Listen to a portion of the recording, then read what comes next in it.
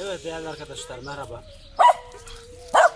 Bugünkü videomuzda engeli olan, eğilip doğrulamayan, belinden rahatsız olanlar, belkinden ameliyat olup da yerden nesneyi alamayanlar, onlarla ilgili bir takım video yapacağız. Bunu da sizlerle paylaşmak istedik. Yani bakalım başarılı olabileceğiz mi? Evet, yapım aşamasına geçiyoruz.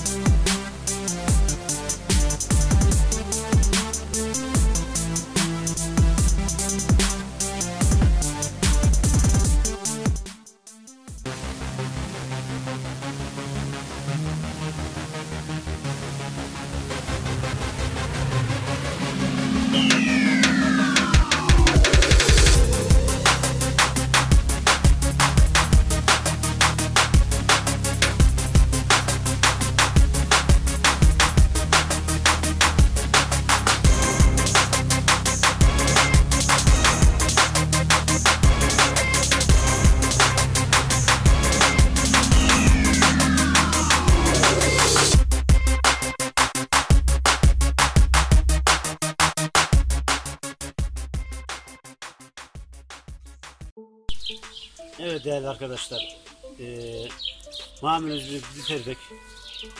Borumuzu kestik.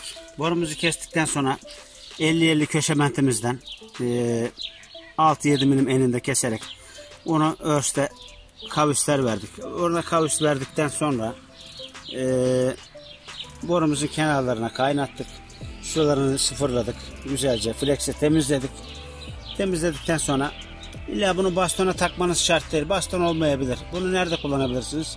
Atıyorum evde oklavam var misal. Oklavaya takarsınız. Oklavaya böyle taktınız. Biraz da dışarı çıkarırsınız. Tam demir yere temas etmesin diye. Bunu ben 50-50 köşementten 7 milim eninde kestim. Bir kulağını kestim. Buraya sıfırladım ama buralara da 4 kılavuz çektim. 4'lük 8 kul attım buralara. Yani arzu ettiğimiz gibi sıkılıyoruz bunları buradan. Bunları buradan sıkıladıktan sonra buralara ben kılavuz çektim. Bunları böyle sıkmak suretiyle buraya yerine sabitliyoruz bunu. Bunu sabitledik mi? Bunu sabitledikten sonra boyayabiliriz. Boyadıktan sonra arzu edersek bunun şu kanatları bazı yerleri çizmesin diye şey yapabiliriz. İzola bantla çevirebiliriz. Veya boya şey yapabiliriz. Mamulümüz bu. Atıyorum mesela yere sandalye düştü. Yerde sandalye var. Eğilemiyorum. Belimden rahatsızım misal. Hemen bunu böyle takacağım ben. Ama